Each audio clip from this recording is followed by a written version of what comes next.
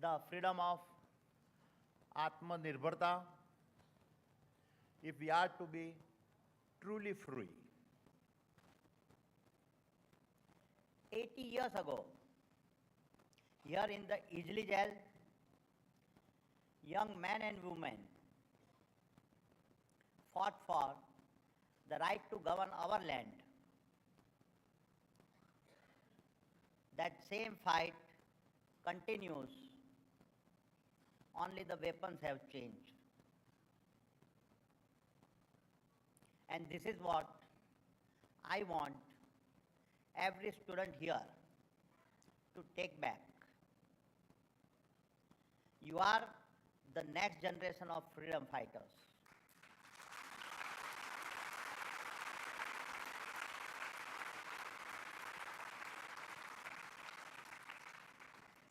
Your innovations, your software code, and your ideas are today's weapons. You will decide whether India takes command of its name or surrenders it to others.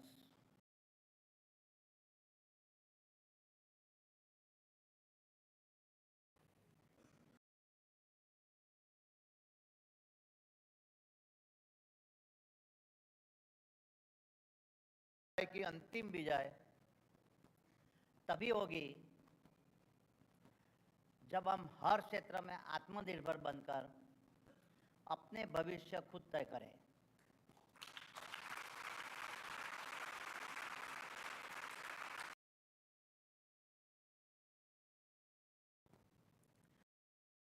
I have been an entrepreneur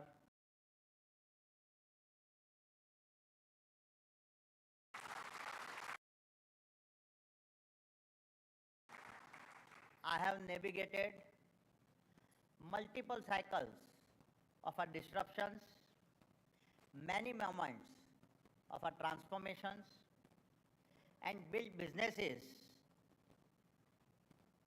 through both crisis and opportunity. But I can tell you with absolute convictions that the age of transformations now unfolding before us is unlike anything I have seen. And the battlefield is not just about protecting our nation's border, it is about securing our technology leadership and ensuring we are able to stay at the forefront of our global innovations. It is about redesigning every business, reimagining every industry, and rewriting every rule of the game. So we lead and not just participate at a low-cost players in the global race. Because as we all know, in a world of robotics and AI, cost advantages will vanish overnight, and we can quickly lose our ability to compete. This is not a transformation at 1x speed. It is 10x. It is 100x. And it is accelerating toward 1000x as AI start to build AI. LLM start to write LLM. Robots start to build robots. Code start to write code.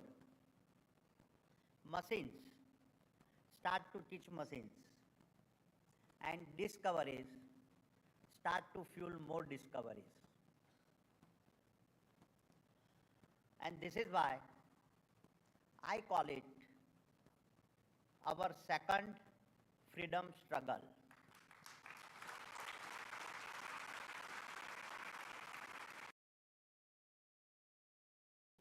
The world has never seen an industrial and intelligence revolutions of this scale. Here is what I can tell you.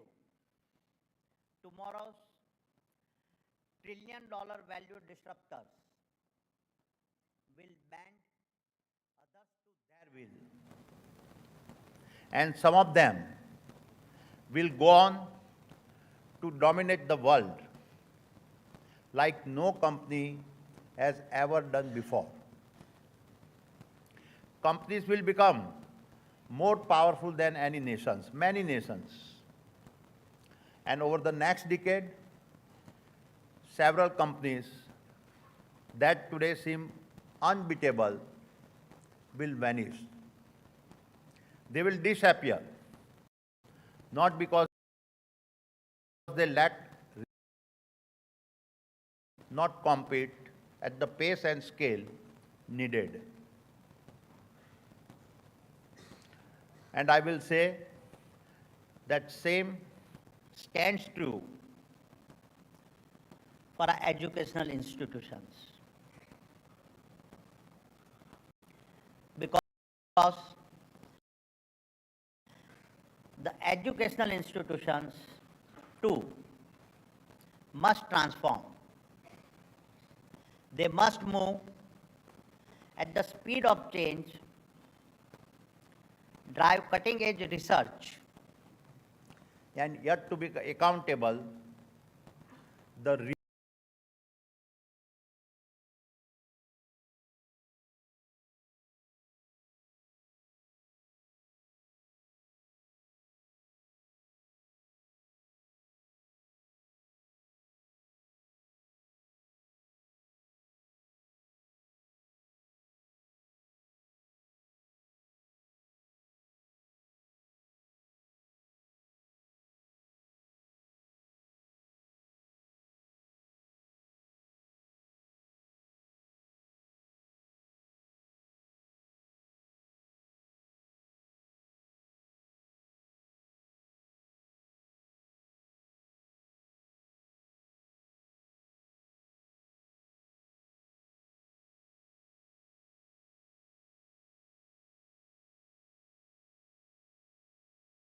engineering problems in we must ask, what is the future value of an engineering or technical degree? How should we prepare? Because the lifespan of a technical knowledge has collapsed from years to months, maybe even weeks. This means the gap between academic theory and industry reality is widening faster than ever before. And the new currency is the abundance. Abundance of our bold ideas. Abundance of lightning speed adaptations. Abundance of our relentless reinventions. In this new round of battle, it is the most brilliant minds that India will need. And you, my dear professors, are the custodians of these minds. Minds trained on these very grounds, trained to think beyond the textbook, trained for rapid inventions, and trained to carry the courage of discovery as a national duty.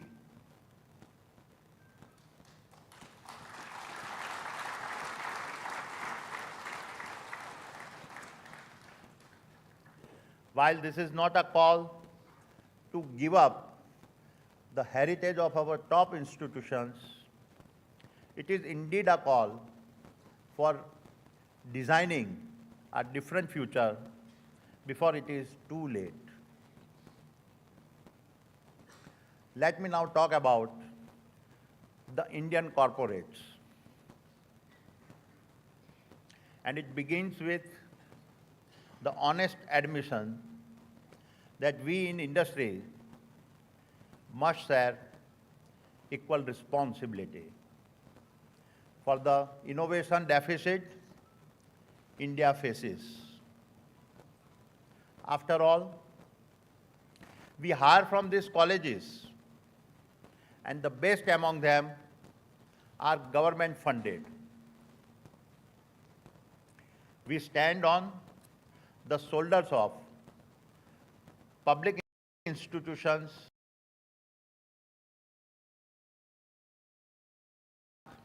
DRDO, ICMR, NCL, and many more.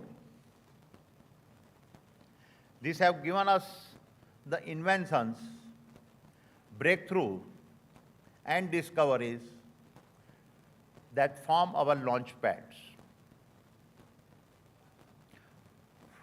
From ISRO's Chandrayaan to Aadhaar, from UPI to vaccine research, from freight corridors to our renewable grids, it is worth reflecting that it is the government that has built the foundation of our modern economy.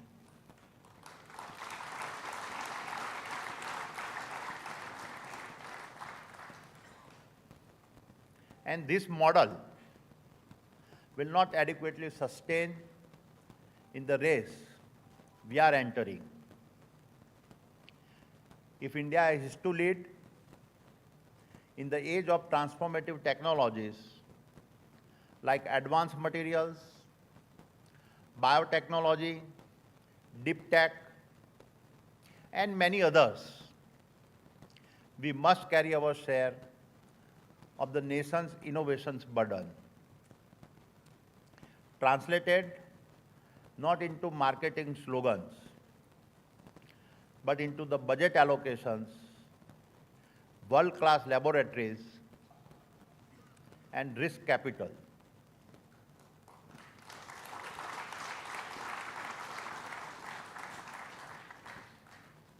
We must provide platforms where young minds can explore and even fail without fear.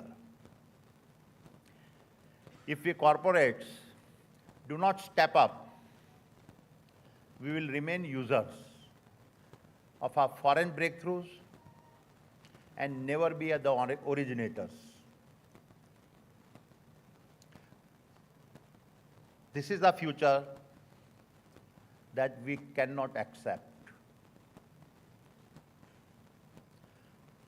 So what is a possible path forward? If speed and scale are the defining challenges of our academic, blurring the lines between where education ends and where enterprise begins. In the industrial era, institutions and corporates operated in parallel lanes. Academia produced graduates, industry consumed them. In the world we have now entered, victory will most often belong to the owners of IP, and nations will weaponize this IP. The governments controlling the IP distributions. Therefore, we must master partnerships that unite diverse stakeholders, enable seamless talent flow between labs and industry, and embed IP sharing and funding models that reward both groundbreaking research and rapid commercializations. And there are many examples to learn from. In Silicon Valley, Stanford's deep ties with a venture capital and industry have seeded tech companies from Google to Tesla with the startups and academia feeding each other's growth. In the case of a biotech synergy, the Boston-Cambridge cluster saw Moderna and its vaccines emerge directly from MIT and Harvard labs, which was then accelerated by corporate funding. Therefore, universities must push the boundaries of research, and corporates must push the boundaries of executions. University must focus on breakthroughs, and corporate must focus on scaling the breakthroughs. And together, we must create impact, not just in the markets, but in the very fabric of our Indian society. And so, let me propose some ideas. Together, we will create living laboratories here at IIT Kharagpur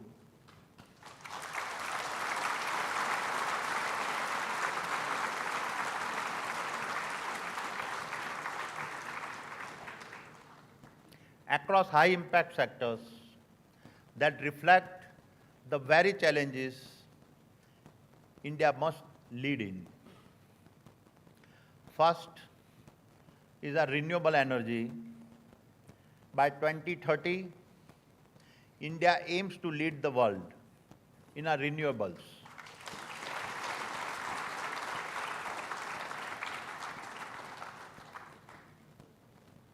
At Adani, we are building the world's largest renewable energy park in Khavda in the Kutch districts of Gujarat.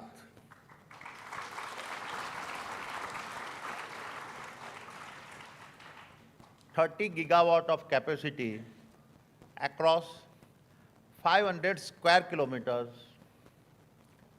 Imagine IIT KGP students co-developing AI-driven grid balancing solutions, real-time predictive maintenance, and sector-wide optimization tools.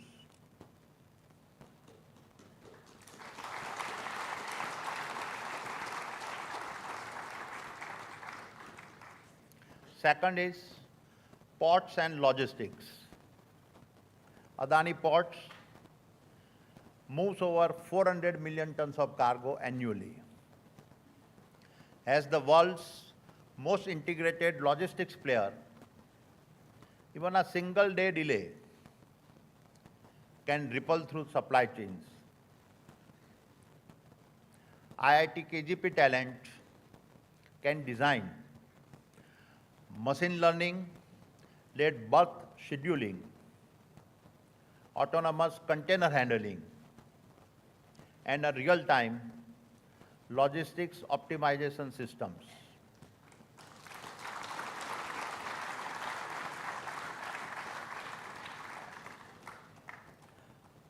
third is the airport and a smart mobility.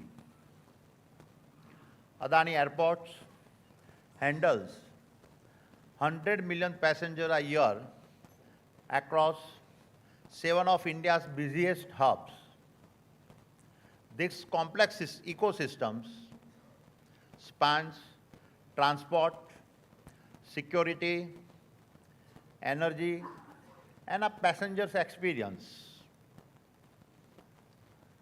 IIT KGP engineers could pioneer real-time crowd predictions, intelligent baggage handling, and IoT-enabled operations to set a new benchmarks.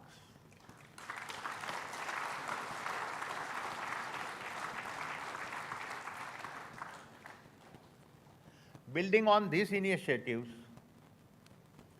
we are launching the annual Adani IIT Platinum Jubilee Changemakers Fellowships coordinated by IIT Kharagpur and covering every IIT.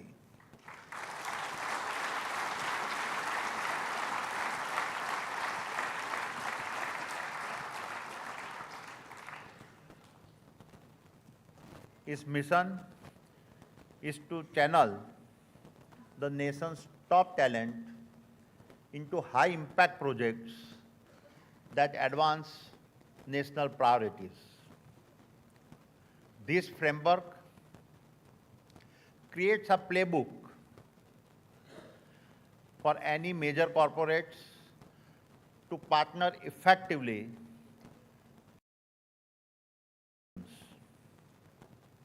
and together we can accelerate India's sheer scale of talent into a force that in a decade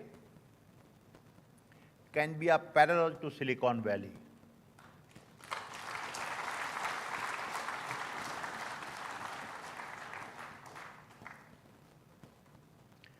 Now let me address the student in this audience, many of whom may be wondering,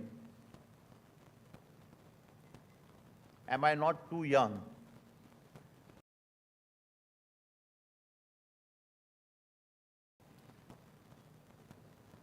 And the best way I can answer is tell you my own story, and hopefully you will have a few takeaways. My dear young friends, it was 1978, and as I walk onto the Ahmedabad railway platforms, awaiting the Gujarat mail to take me to Mumbai, I held 2 tickets in my hands. In one hand was a second-class tickets bought after 30 minutes in a crowded station queue. In the other hand was my ticket to freedom. At 16 years of age, like many of you, I too stood at a crossing. One track lead to the predictable safety of school, the other to the vast unknown of the city of Mumbai. But in my heart, there was a single unshakable belief that the train I was about to board was not just taking me to freedom in Mumbai, it was giving me the freedom to make my own choices. The freedom to build my life with my own hands. In Mumbai, my first job was sorting diamonds, and before long, I was trading in diamonds. That is where my real education began. Trading teaches you the loss is not the enemy. Hesitations is. And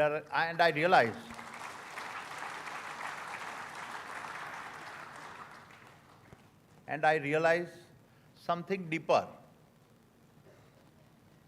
Only those who are truly free-minded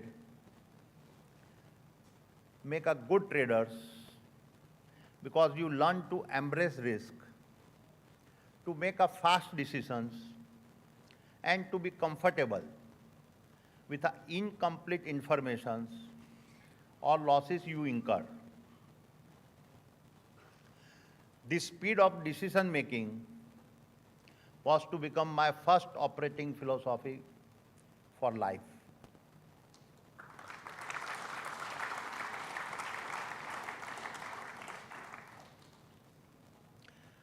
By the age of 19, I found myself back in Ahmedabad, running my brother's polymers factory. I realized how integrated manufacturing and supply chains,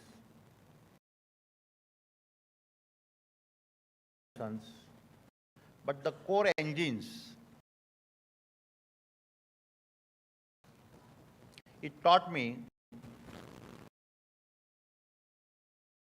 owning end-to-end integrated processes.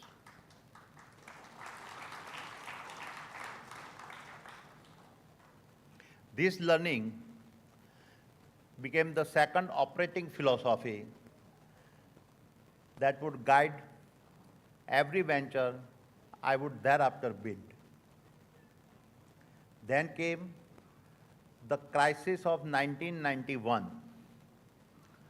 I was 29 when India was forced to open its doors to liberalizations.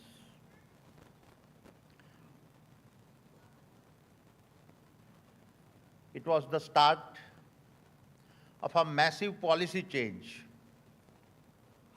For me, with my willingness to take risk, it was a once-in-a-generation opportunity.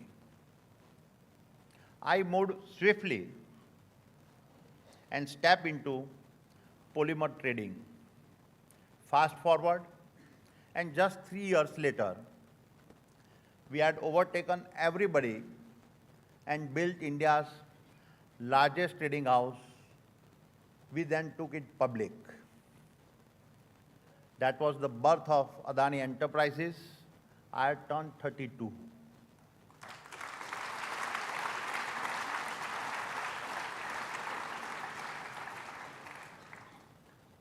But success has its own way of revealing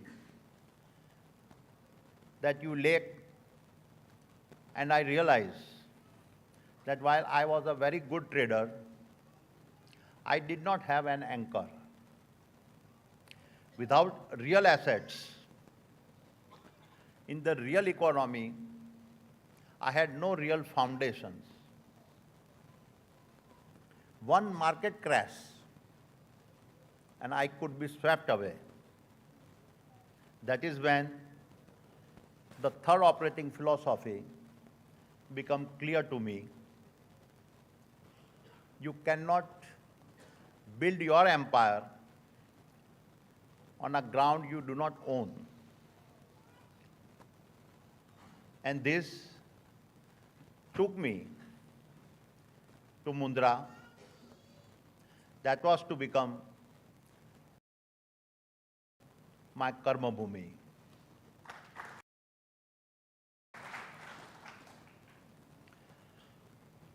When I first announced my intentions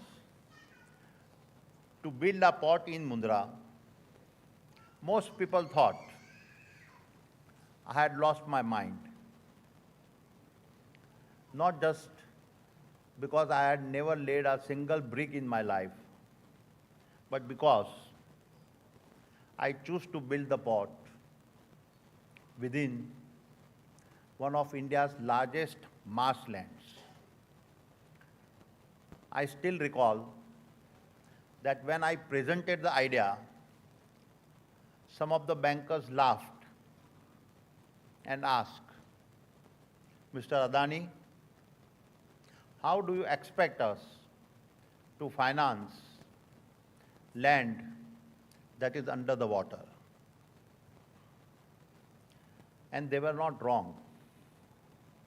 Mundra had no access, no industries, no precedent. And a fast forward, and in less than 3 decades, Mundra became a continental scale logistics engine, moving an astonishing 250 billion metric tons of cargo every year.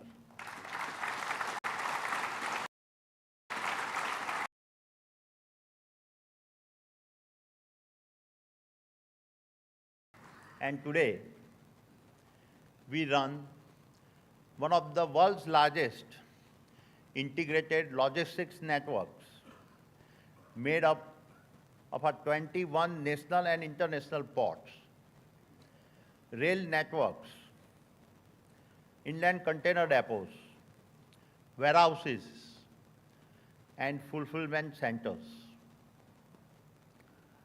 Thereafter, from ports, we moved into energy,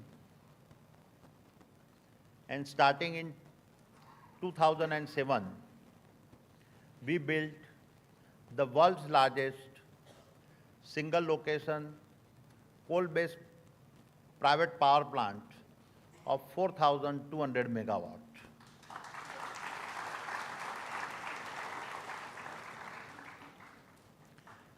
And along with it, we also built India's first 1,000 kilometers high voltage DC transmission systems,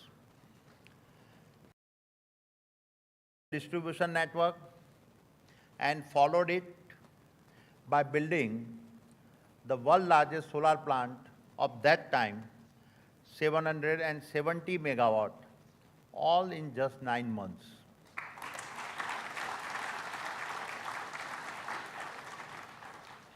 And we continued expanding.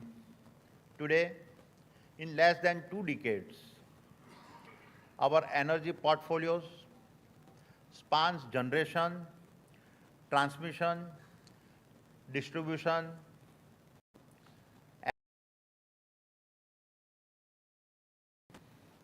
city gas distributions, solar panel and wind turbines manufacturing, EV charging, batteries, hydrogen, and we are building at Khavda the world's largest hybrid renewable energy park over an area 5 times the size of Paris.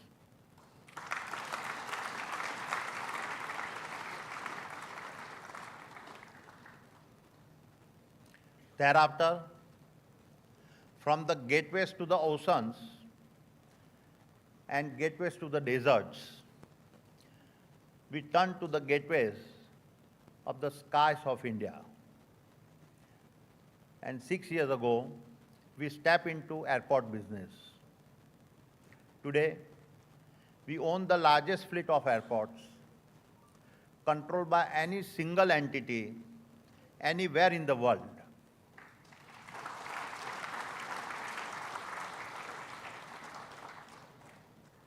We move 100 million passengers annually, managing 28% of India's air passengers, and we also manage 40% of India's air cargo. We are commissioning the Navi Mumbai Airport later this year, which when complete will handle another 90 million passengers.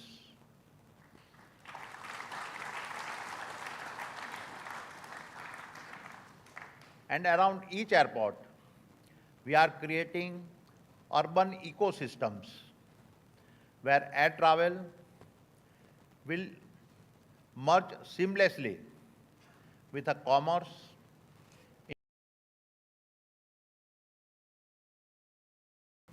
and a residential living. No company has ever conceptualized such an integrated ecosystem. I talk about Mundra, Khavda, our airports, because they were born not just from my spirit of entrepreneurship,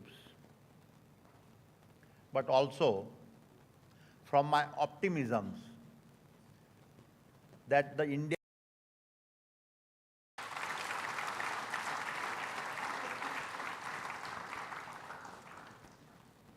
I have learned that any visionary private sector group can achieve scale only when it moves in a steps with the policies of a visionary government.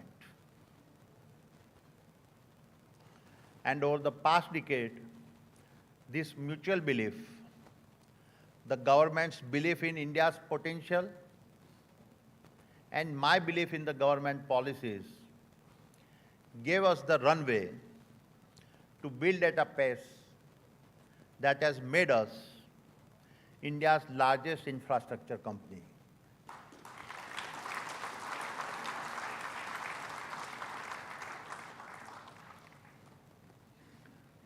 My dear students, the same is even more true for you. If you align your ambitions with India's rise, the peak of your careers will unfold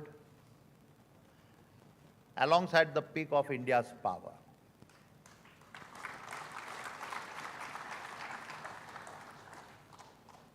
By 2050, when you are in your prime, you will be part of a $25 trillion Indian economy, shaping global debates, writing the rules, and setting the pace for the future.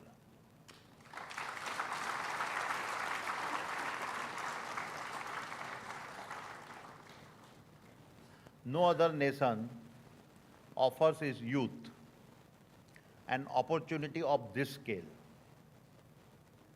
Therefore, I always say there has never been a better time to be an Indian.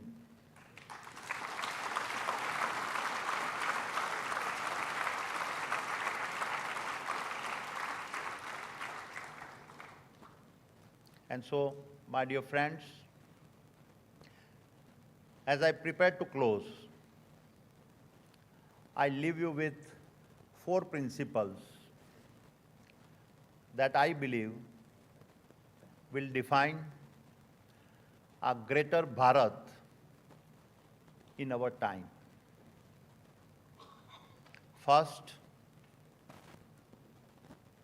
you are the new freedom fighters of Bharat. 80 years ago, within the cold walls of the Hijli jail, young men and women your age fought for freedom.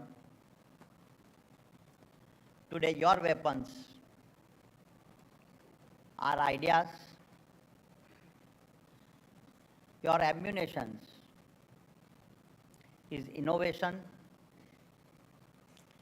and your fight is for a sovereign India that submits to none.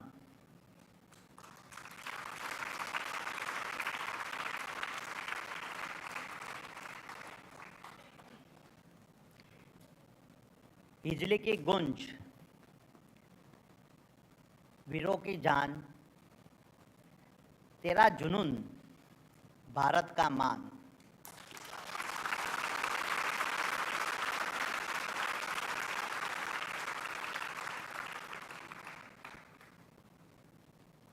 Second, build first for Bharat. From the fisherman of Kutch to the farmer of Kharagpur, our responsibility is to Bharat first.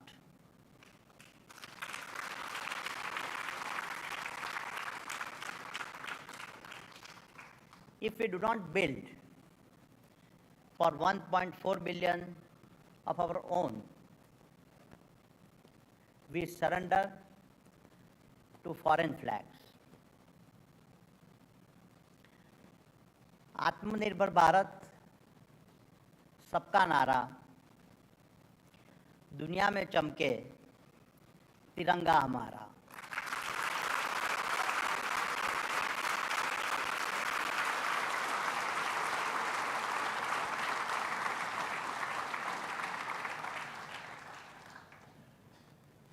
Third, fortify our foundations, infrastructure, technology, intellectual property. These are the roots of our freedom. Our nation, standing on borrowed soil, cannot hold its head high. अपनी धरती, अपनी पहचान, भारत गुंजे, भारत महान।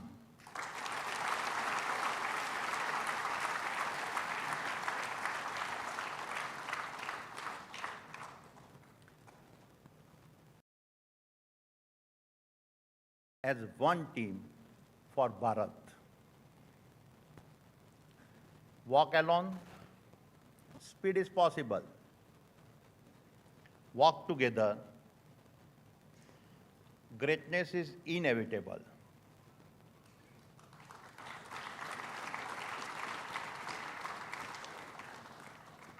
When academia and industries fuse into one mission squad, India is unstoppable.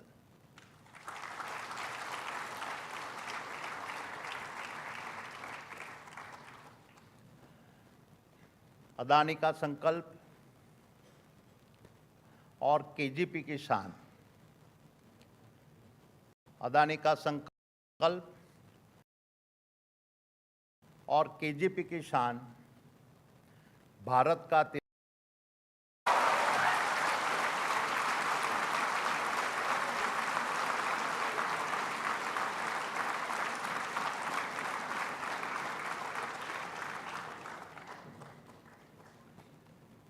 And so, my friends, remember,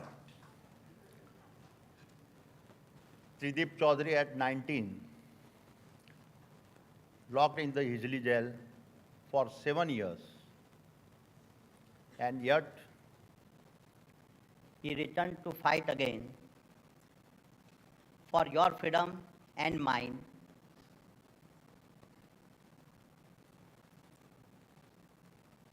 Remember, if I could take a train to Mumbai at 16 with nothing but belief, then you, with your knowledge and heritage, can go much farther.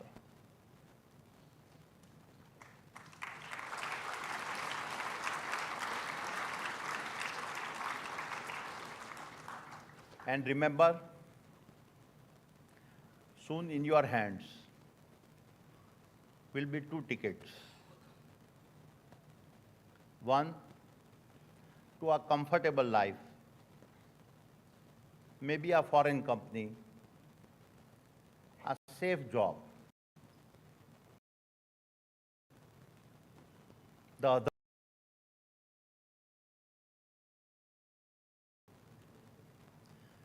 the drive to build for Bharat,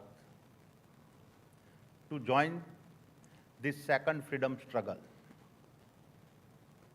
One train takes you to a salary, the other takes you to a legacy.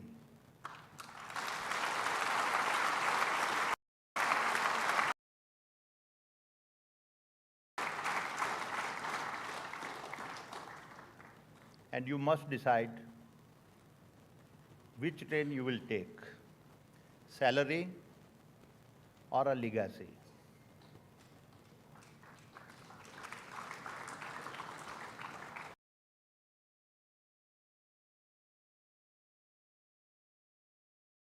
The pride of building Bharat. And therefore, and your journey begins with these words: ना झुकूंगा, ना रुकूंगा, यही है हमारा शान। ना झुकूंगा, ना रुकूंगा, यही है हमारा शान। भारत से सर्वश्रेष्ठ भारत, यही हमारा अभिमान।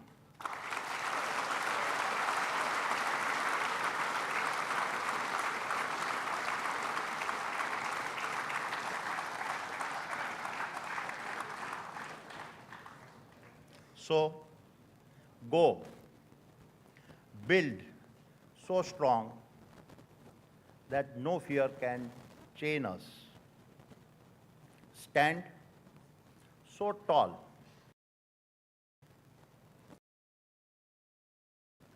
that no rise so high that no force can stop us. Our Bharat awaits you. Vande Mataram. Jai Hind.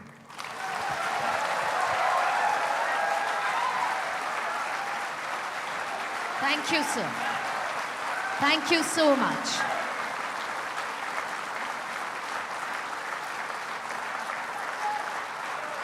May we now request our director, Professor Shumon Chakraborty, to felicitate our honorable plenary speaker, Shri Gautam Adani ji. Just a word, our apologies for the disruption which was created initially, but as we all know that disruption leads to transformative change. And the change here was the perception of Shri Gautam Adani ji, not only an entrepreneur par excellence, but a star, a celebrity of the raw star power of a Virat Kohli or a Shah Rukh Khan. So,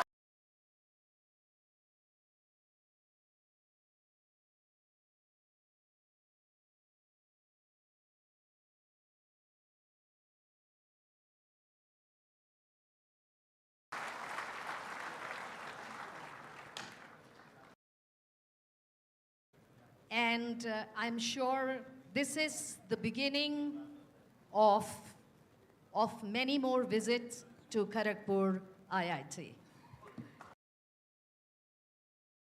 Gratitude, and of course, the wonderful plenary address giving us so many takeaways. Thank you. We'll go in for a short break, and after that, return with two cultural presentations from two schools. A short break.